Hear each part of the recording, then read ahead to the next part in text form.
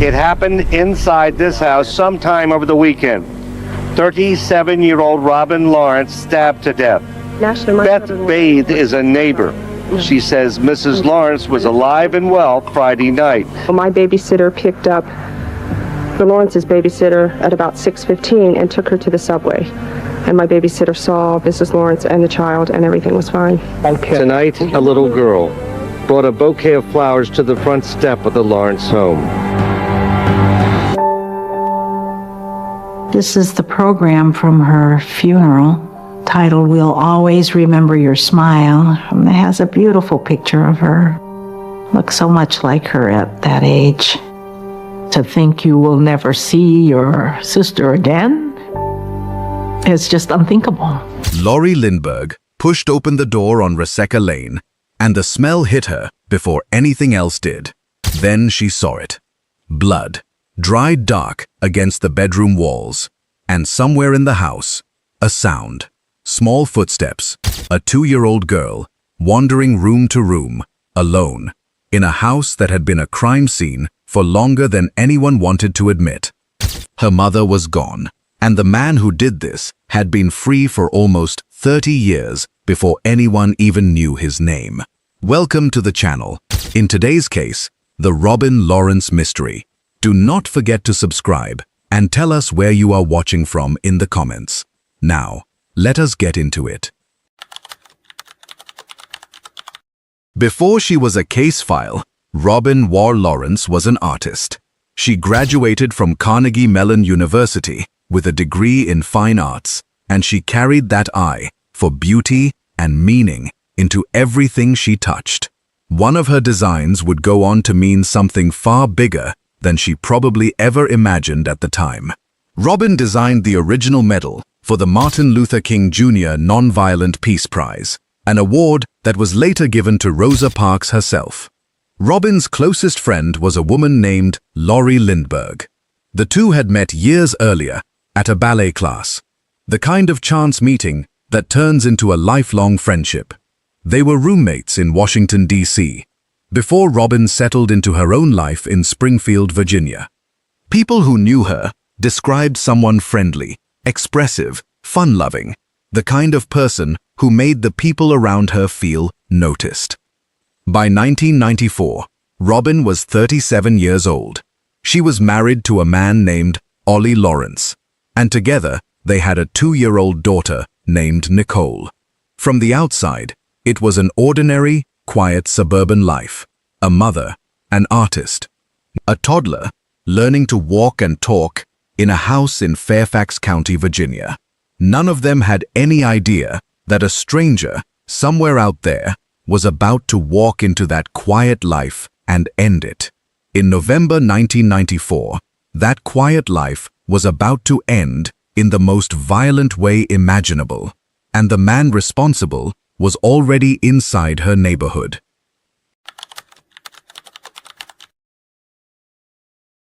Ollie Lawrence was out of the country on a work trip when he started to worry. He couldn't reach his wife. Calls weren't going through. The silence stretched on long enough that worry turned into something closer to dread, and he reached out to a family friend and asked her to go check on the house. That friend was Lori Lindbergh. When Lori arrived at the home on Reseca Lane, in the West Springfield section of Fairfax County, what she found was something no friend should ever have to walk into. Blood marked the bedroom walls, and somewhere in the house, 2-year-old Nicole was alone, physically unharmed, but utterly unaware of what had happened to her mother. Robin was dead. The killer had cut the home's phone cord before he ever touched her, severing any chance she had of calling for help. Then, in her own bedroom, he stabbed her 49 times with a kitchen knife. The wounds covered her neck, her chest, her back. Investigators who later reviewed the scene would call it one of the most violent crime scenes they had ever encountered. In the earliest days of the investigation, suspicion turned toward the person closest to her, her husband, Ollie. It's a grimly familiar pattern in cases like this one. But Ollie Lawrence was cleared. He hadn't been anywhere near Virginia when his wife was murdered. So if it wasn't her husband, who was it? A stranger had broken into a quiet suburban home, killed a young mother in a frenzy of violence, and vanished, leaving almost no trace of who he was. Whoever did this left almost nothing behind. Almost. And what little evidence existed wouldn't mean anything for nearly 3 decades.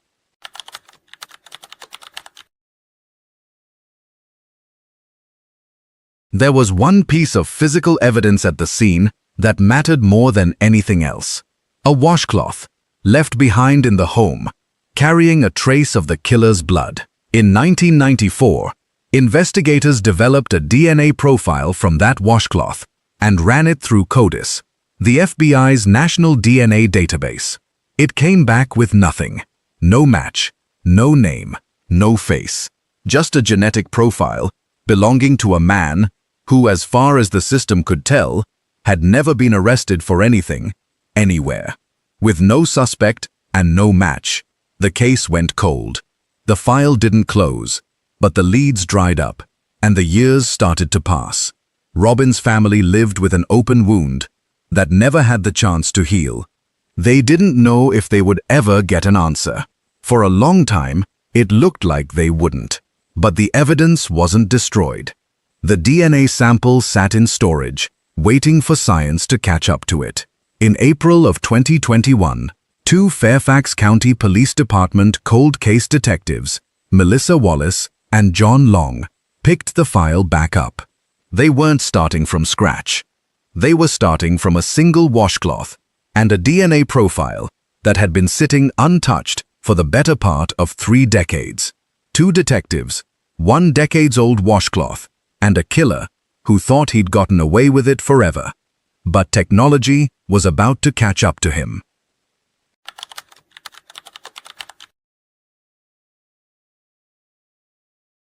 Years before Wallace and Long reopened the file, in 2019, the department had already taken a critical step. They submitted the DNA evidence to Parabon Nanolabs, a company that specializes in a relatively new forensic technique called genetic genealogy, paired with DNA phenotyping, the ability to predict what someone might physically look like based on their genetic profile alone. The early results were not encouraging. Parabon's own analysts gave the case a solvability rating of 0. The genetic matches they found in public ancestry databases were so distant, so many branches removed from the unknown killer, that tracing a direct line to him seemed close to impossible. But Parabon could still build something. Using the DNA, they generated a phenotyped composite image, a face that didn't exist in any photograph, constructed purely from genetic markers. Fair skin, blue eyes, a broad jaw. Forensic artist Tom Shaw refined the image further, turning data into something that looked almost like a real person. That image alone wasn't enough to make an arrest. What it needed was a name. And finding that name fell to a Fairfax County Police Department volunteer known only as Liz. Liz spent 3.5 years working through distant, tangled family trees, following thin genetic threads that led nowhere, again and again. She has said herself that she nearly gave up more than once. But she kept going back to it. One more lead, one more branch, one more generation. After 3.5 years of dead ends, one marriage on one family tree finally gave Liz a name: Stephan Smerk.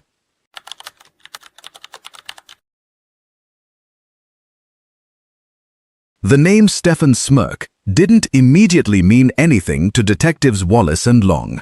When they looked into him, what they found didn't look like a killer's profile at all.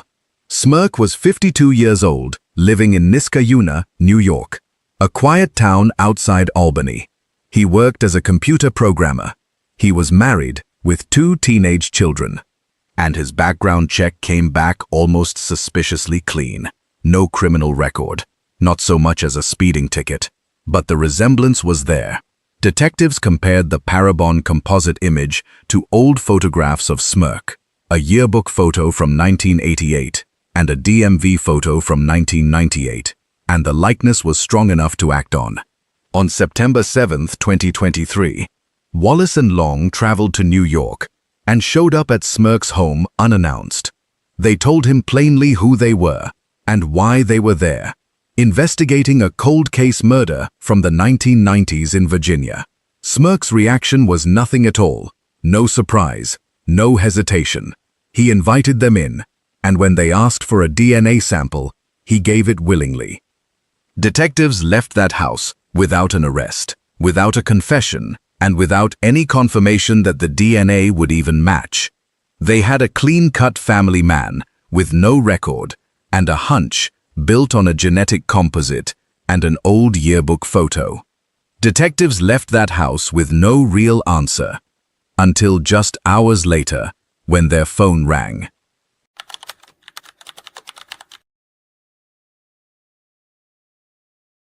The call came in to Detective Melissa Wallace later that same day.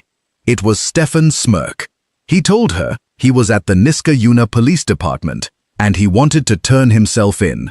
Wallace didn't yet have lab results confirming his DNA matched the washcloth from 1994. She didn't need them. What followed was, in her own words, a full confession, delivered calmly, with detail. Smerk told detectives that back in November of 1994, he had been an active duty Army soldier stationed at Fort Myer in Northern Virginia. That night, he had been drinking. Something took hold of him, not voices, he was careful to clarify, but an overwhelming, intrusive thought that he needed to kill someone. He left his barracks, got in his car, and drove until he found a neighborhood he was vaguely familiar with. He chose a house at random, Robin Lawrence's house. He broke in through a window, made his way to her bedroom, cut the phone cord, and attacked her with a kitchen knife. "I knew that I was going to kill somebody," Smerk told detectives. He didn't know Robin. He had never met her. He selected her and her home, for no reason connected to her at all, only because she happened to be there. Perhaps the most chilling moment of the entire confession came when Smerk tried to explain himself. "I honestly believe that if it wasn't for my wife and my kids, I probably would be a serial killer," he said. "I am a serial killer who's only killed once." When detectives asked if he had anything to say to Robin's family, his answer offered no comfort at all. He said he didn't feel anything for them. The only thing he felt bad about, he explained, was knowing that someday his own freedom would be affected. 30 years of silence, and Stephan Smerk had just handed investigators a full confession, but the legal fight for justice was only beginning. A confession is not the same thing as a conviction. Smerk was extradited to Virginia, and the legal process that followed took months to unfold. On April 15, 2024, a grand jury indicted Smerk, and the case moved to a preliminary hearing. There, prosecutors played his recorded confession in open court in front of Robin's family, many of whom were hearing the full details of her death for the first time in his own words. Fairfax Commonwealth's attorney, Steve Descano, didn't soften his assessment of the man sitting in front of him, calling Smerk a true danger to the community. Robin's family had hoped for a full public trial, a chance to see the case argued in detail, in front of a jury. But 30 years is a long time, and memories fade, and witnesses become harder to locate. In October of 2024, Smerk pleaded guilty to first-degree murder. On March 7, 2025, Judge David Oblon handed down the sentence. 70 years in prison, the maximum the law allowed. The judge called it among the worst crimes in the history of Fairfax County. There is one uncomfortable footnote to that sentence. Virginia abolished parole just 41 days after Robin's murder in 1994. Because of the timing, Smerk is technically eligible to seek parole starting in 2037, when he turns 65. The judge made sure that if that day ever comes, Smerk will be supervised on probation and required to wear a GPS monitor for the rest of his life. In the courtroom, Robin's brother, Robert Ward, spoke directly to the weight of what the family had carried. No family should endure such prolonged suffering, he said. Robin's sister, Mary Waugh Cowens, put it more simply. We, at some point, thought, we'll never know, we'll never have the answers, she said. But today, we have the answers. Robin Lawrence finally had justice. But for her daughter Nicole, the toddler who survived that house alone, the story doesn't end with a sentencing.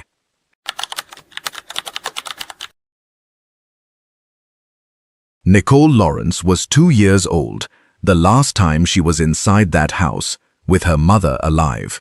By the time Stephan Smerk stood in front of a judge, she was an adult, sitting in the same courtroom as the man who had taken her mother from her before she was old enough to remember her voice.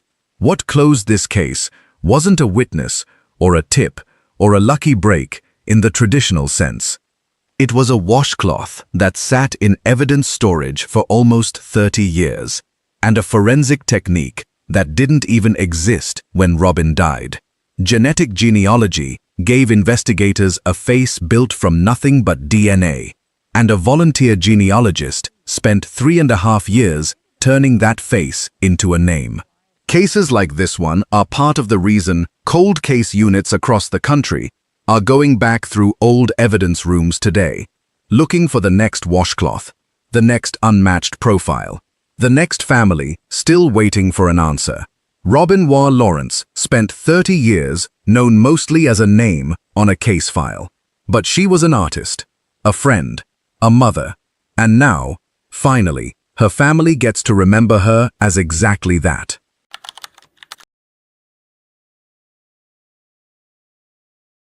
Today, the Spokane Police Department announced it has identified the man who killed 9-year-old Candy Rogers in 1959. It was possibly the most well-known cold case in the city and the entire state.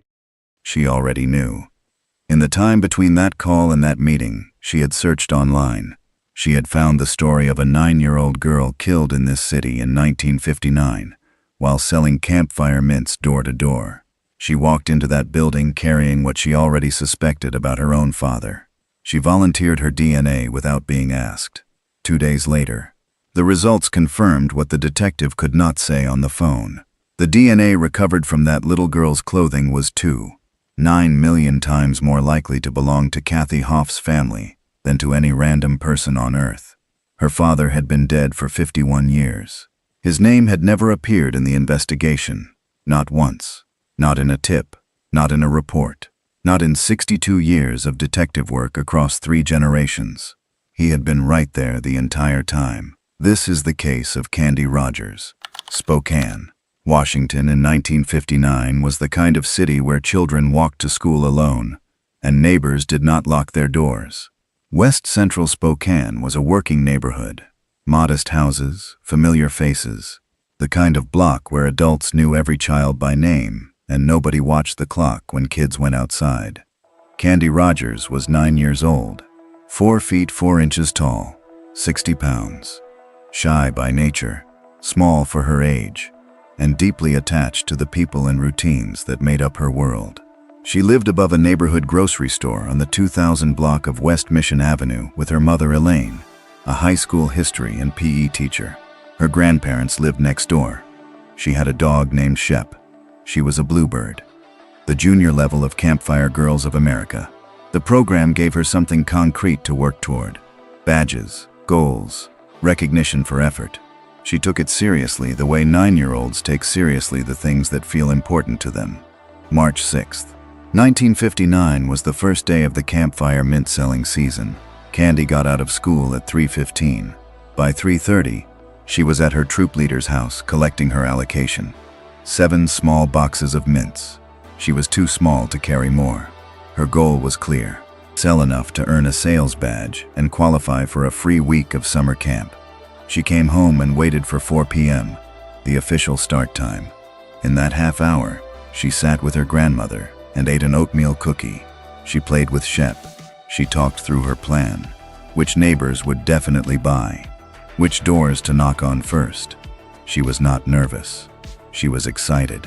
At exactly 4 p.m., Candy Rogers stepped out into the cold March air and started knocking on doors. She would not come back through that door. In the Pacific Northwest in early March, darkness arrives fast. By 5:40 p.m., the streetlights were coming on. Candy knew the rule. Be home before the lights. When 5:30 passed with no sign of her, her grandfather went outside. He checked with neighbors. He walked the block. Nobody had seen her recently enough to account for her absence. Her mother Elaine arrived home from a hair appointment to find her daughter missing. Within an hour, family members were searching the surrounding streets. By nightfall, police had been called. There were dozens of other campfire girls out that same evening, all in the same uniforms, all carrying the same small boxes. That made tracing Candy's exact route nearly impossible. Witnesses thought they had seen her, but could not be certain which child was Candy. Then, at around 9 p.m., searchers found something on Pettit Drive, a road climbing a hill, known locally as Doomsday Hill. Boxes of campfire mints were scattered across the ground, not dropped, scattered. Several appeared to have been thrown from a moving vehicle. The trail of boxes led south across the Fort George Wright Bridge, away from Candy's neighborhood, away from her street, away from everything familiar. One box had a partial fingerprint on it. It was lifted, preserved, and sent to the FBI. It was never identified. By 9 p.m. on March 6, 1959, Spokane understood one thing with terrible clarity. Candy Rogers had not wandered off. Someone had taken her. By the morning of March 7th, more than 1,200 people had shown up to find her. Marines, Boy Scouts, utility workers, mail carriers, horseback riders, all of them descended on west central Spokane before sunrise. A command post was established at the intersection of Pettit Drive and the T.J. Menock Bridge, directly where her mint boxes had been scattered.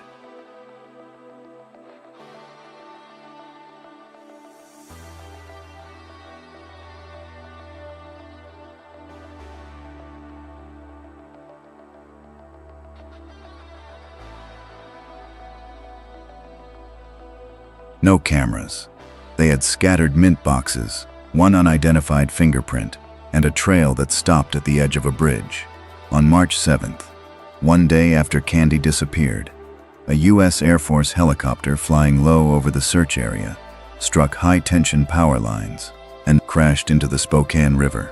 3 crew members were killed: Airman Marles D. Ray, Staff Sergeant William A. McDonald, and Lieutenant Kenneth G. Fout. 2 others survived. 3 men died searching for 1 child. The city was grieving in 2 directions simultaneously.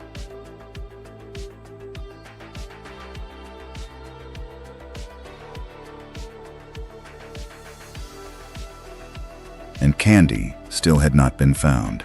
The days that followed brought silence of the worst kind. Tips came in from across the country, hundreds, then thousands. Detectives followed every lead. They contacted anyone with a relevant criminal history.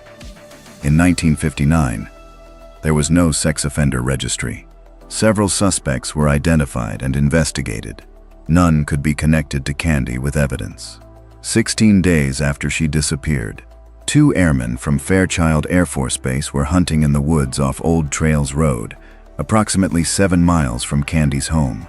Moving through trees near an abandoned rock quarry, they noticed something beside a tree, a pair of small girls' shoes. Placed there deliberately, not discarded in a hurry. Placed. They returned to base and reported it. The next morning, a search party arrived at daybreak. Within minutes, one searcher pushed aside a pile of brush and pine needles. Candy Rogers was underneath. She had been buried under branches and dead tree boughs approximately 50 yards from the road. Retired Spokane Police Captain Richard Obering was one of the officers who found her that morning. He would carry that image for the rest of his life. He was still alive 62 years later when the man responsible was finally identified. The cause of death was strangulation. The ligature used was a strip of cloth torn from Candy's own slip, the garment she had been wearing when she left home that Friday afternoon. Her feet were bound with a second strip from the same garment. A mark around her waist suggested she may have been restrained with rope at some point, though no rope was recovered at the scene. Medical examiners documented evidence of additional violations that compounded the crime. Every piece of evidence was carefully cataloged and preserved. The investigators of 1959 had no framework for genetic evidence. DNA profiling would not exist for another 25 years, but they preserved the biological material regardless. That decision would become the single most consequential act in the entire investigation. For 4 decades, Spokane detectives believed they knew who killed Candy Rogers. They were wrong. The suspect was Hugh Beon Morse, a member of the Spokane Motorcycle Club who moved through the community without raising alarm. When Candy went missing, he showed up to help search, walking those streets alongside grieving neighbors and determined investigators, looking for a child he almost certainly already knew was dead. He lived just a couple of blocks from Candy's home. 4 years before her murder, in California, he had been arrested for attempting to molest 2 Girl Scouts selling cookies door to door. An almost identical targeting pattern to what happened to Candy. Less than a year after Candy's body was found, Morse raped and murdered 2 women in Spokane, then moved across the country committing at least 7 more violent crimes before being caught in Minnesota in 1961. After a neighbor recognized him from an FBI wanted poster, he died in a Minnesota prison in April 2003, serving 2 life sentences. The profile fit, the geography fit, the victim type fit. And then there was the grape gum. Morse had a documented habit. At nearly every crime scene investigators connected to him, they found grape-flavored gum. It became a known signature. During Candy's autopsy in 1959, a detective noted a purple stain on her clothing with what he described as a grape smell. That observation, never tested and never confirmed, hardened over the years into near certainty inside the investigation. For 40 years, every detective who inherited this case inherited that assumption along with it. In 2001, Detective Mindy Connolly submitted Candy's clothing to a forensic lab. Scientists isolated a biological sample from the preserved evidence and built a full DNA profile. The first time in 42 years that investigators had something beyond circumstantial suspicion. They tested it against Hugh Morse. It did not match. The grape stain, the parallel crimes, the geography, none of it had ever connected to the truth. The assumption had sent every subsequent investigation in the wrong direction for 4 decades.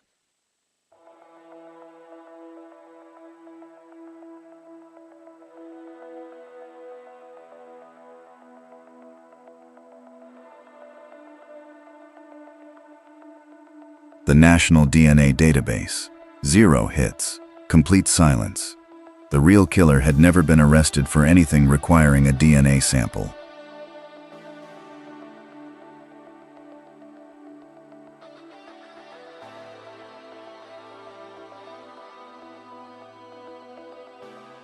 His name had not appeared in a single tip, a single report, a single witness statement. He had been right there the entire time.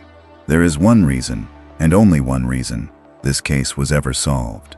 Not the detectives, not the technology, not the genealogy lab in Texas. All of those things mattered, but none of them would have worked without a decision made by an unknown investigator in 1959. In an era with no reason to think about genetic evidence, someone placed Candy's clothing in a glass mason jar and sealed it shut. Glass does not degrade. Glass does not absorb moisture. It does not interact chemically with what is stored inside it. That airtight seal, created with no knowledge of what future science would need, produced a near-perfect preservation environment across 6 decades. When forensic scientists opened that jar in the early 2000s, the DNA inside was not merely present. It was strong enough to build a complete profile. The investigators of 1959 could not have known what they were saving. They saved it anyway. Brittany Wright grew up in Spokane. Her parents told her about Candy Rogers when she was a child. Not as a news story, but as a warning. Watch where you go. Remember what happened to that little girl. The case was woven into how Spokane parents raised children for decades after the crime. Wright grew up to become a forensic scientist with the Washington State Patrol Crime Laboratory Division.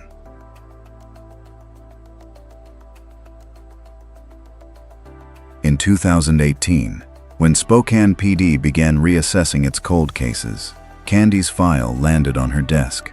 The timing was not coincidental.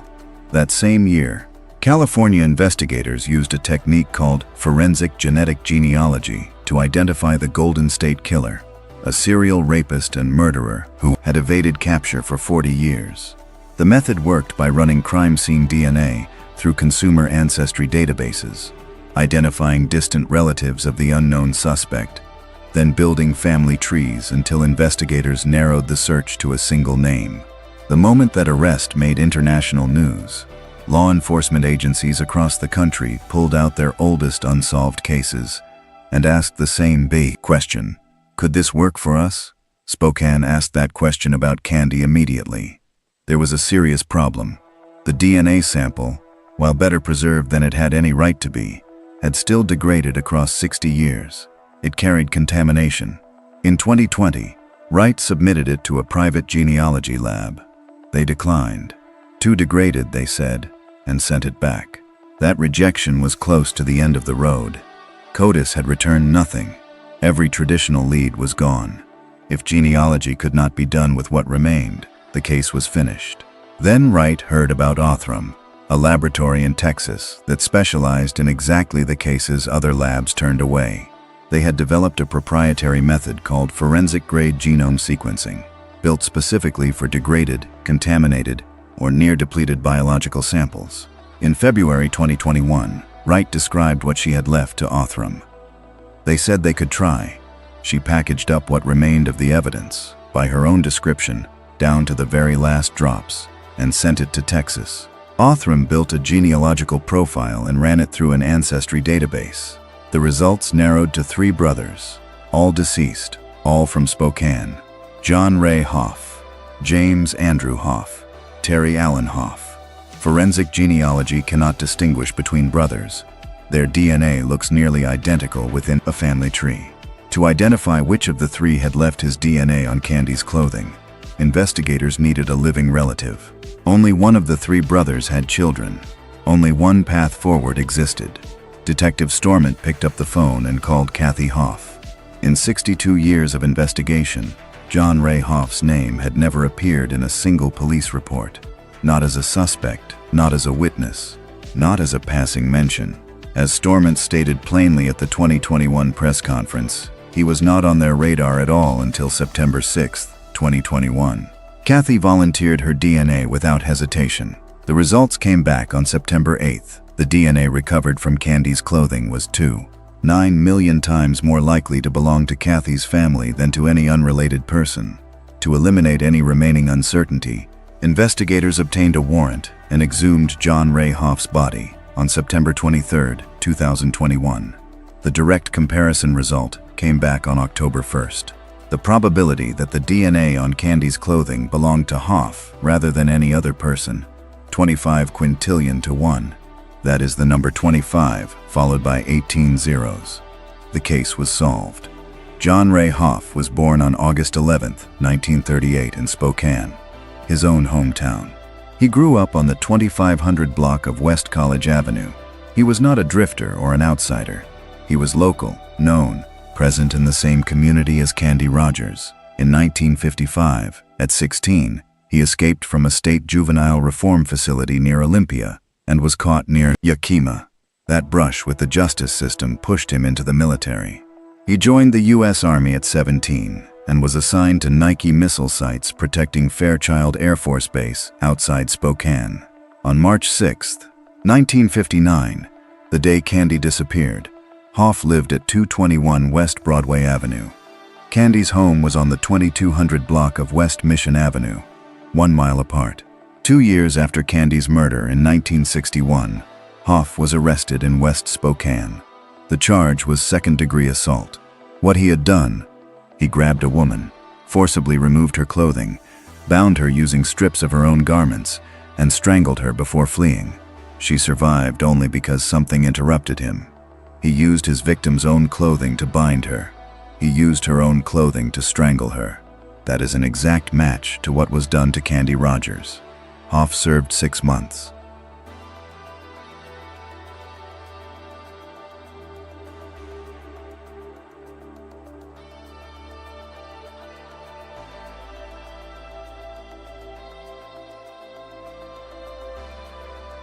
He drifted between jobs, selling cutlery door to door, working at a lumber yard, putting time in at a meatpacking plant. And then there is the detail that cuts deeper than the forensics, deeper than the timeline, deeper than any evidence chart. Hoff had a stepsister. She was 10 years old in 1959. She was a campfire girl. She was Candy Rogers' assigned big sister in the program. The older girl whose role was to guide and support her younger bluebird. She knew Candy. She cared about Candy. When Candy disappeared and the city searched for her, this girl was devastated. She sat beside her brother, beside John Hoff, and cried. She told him how much she missed her little campfire sister. She told him how terrible it was. He sat there and said nothing. John Reigh Hoff died in 1970. He shot himself in the head.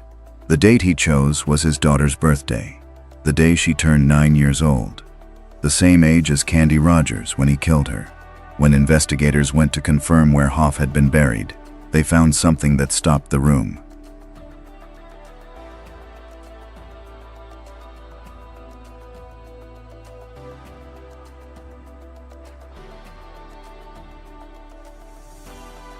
John Reigh Hoff was buried in the same cemetery as Candy Rogers, the little girl he abducted, the child he strangled with her own clothing. She had been buried there, and so had he, yards apart, for over 5 decades. While her family visited her grave and still carried the open wound of not knowing who had done this, her killer lay in the same ground, in the same silence. When Hoff's surviving family learned this, they made a decision without being asked. They arranged to have his remains moved to a different cemetery, so that Candy, as Detective Storment put it, could enjoy some peace. When Candy's cousin Joanne heard that, she was overcome. That gesture was not justice, but it was the only thing the family had the power to give. Hoff's stepsister, now in her 70s, was tracked down after the case was solved. Storment told her what her brother had done. She was, in his words, absolutely heartbroken. He told her she had once sat beside John Hoff and cried about losing Candy, told him how devastated she was, how much she missed her little campfire sister. He had listened. He had said nothing. She had spent her entire life carrying that grief as an innocent bystander, never knowing the person responsible had been sitting right beside her, absorbing her tears without a word. At the November 19, 2021 press conference, Kathy Hoff gave a videotaped statement. She did not deflect. She did not minimize.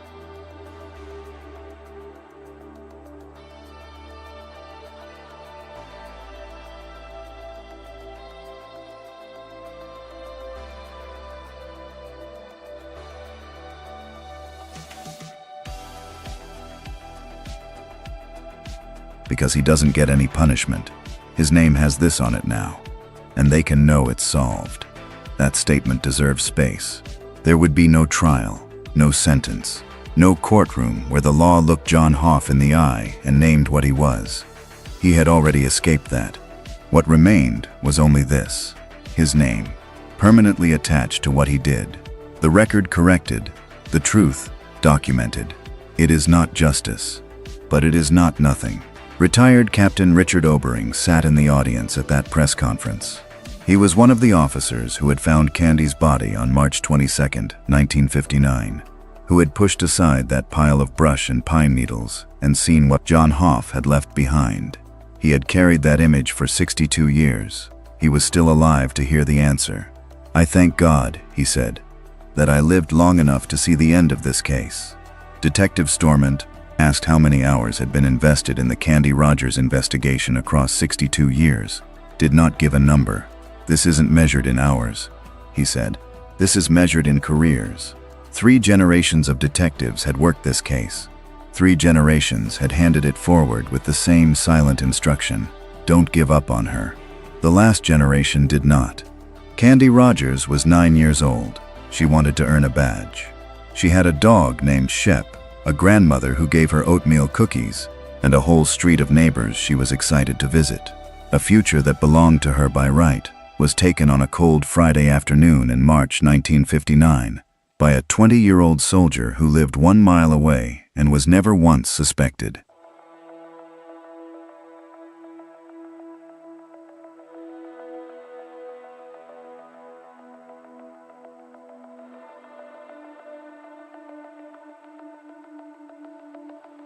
A forensic scientist who grew up hearing Candy's name sent one last sample to one last lab.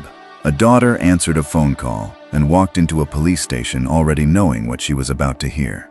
And a 9-year-old girl finally got her name back. 62 years, 8 months, and 13 days. The clock has stopped.